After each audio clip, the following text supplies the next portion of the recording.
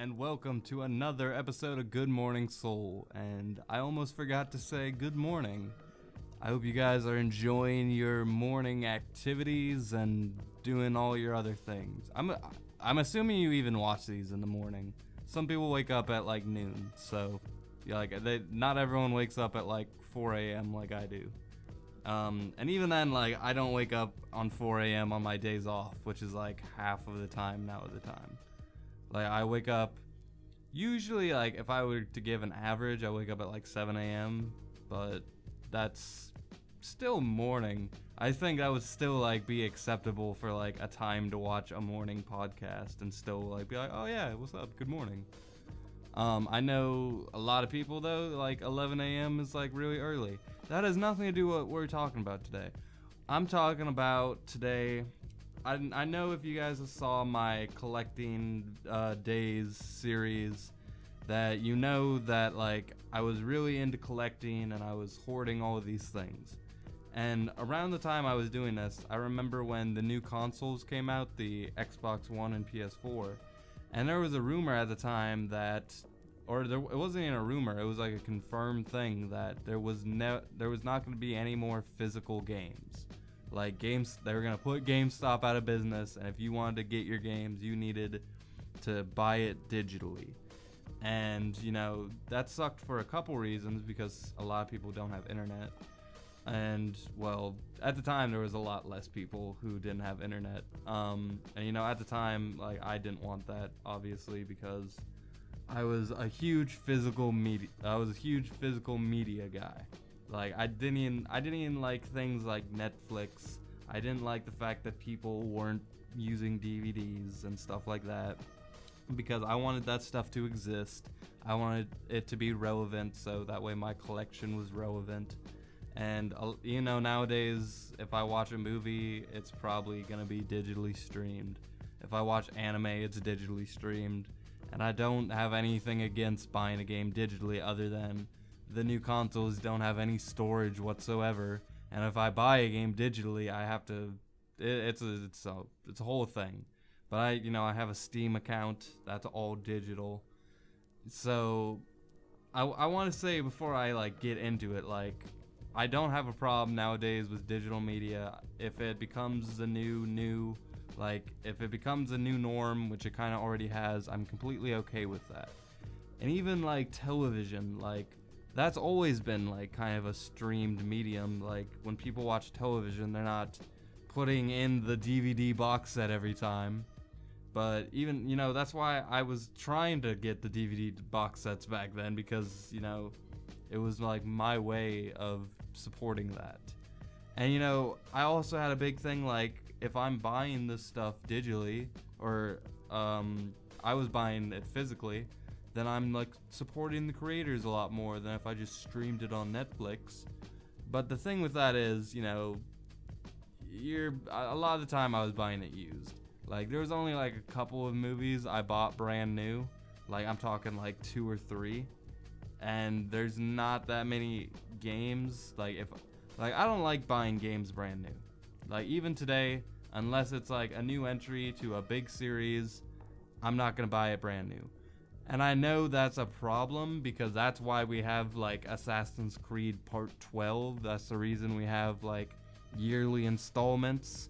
And I hate that shit. And that's because, and the reason we have microtransactions and all this shit is because people aren't buying the games when they're brand new.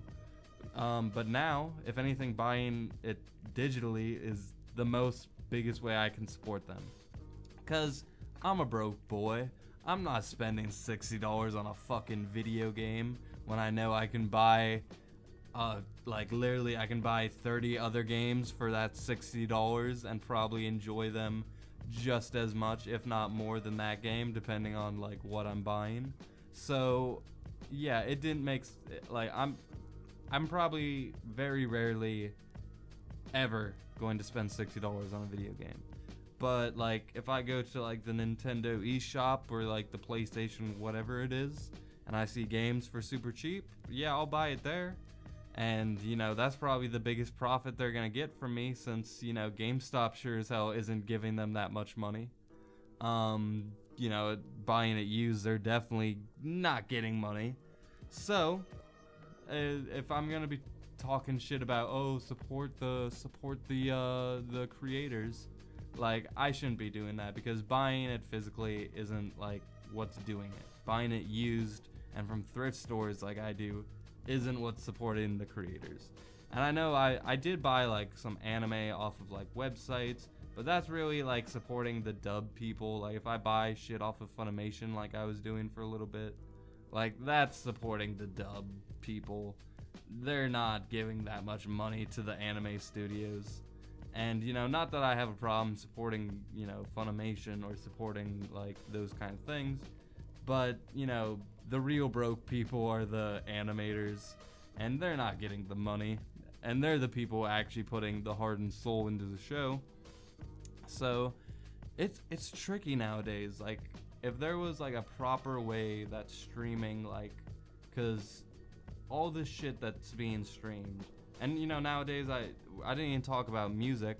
Like, I've always only streamed music. I don't think I've ever bought in a CD brand new ever from a store. And eventually I plan to buy vinyl, but even that's not gonna do much. So we're at a weird point in time where no matter what artistic medium you do, like, your money's going through a filter. Like, if you make movies, well, movies are a little bit different because movie theaters are still a thing, but even that, the only movies people are seeing nowadays in theaters are like the big budget Star Wars, Marvel movies.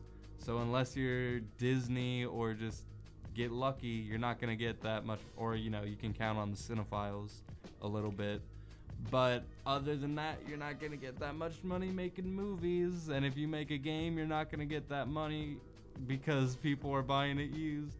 And if you make music, it's being streamed, and you're gonna have to go through filters of SoundCloud and Spotify and YouTube. And if you write books, then you're not gonna make money because no one makes money writing books.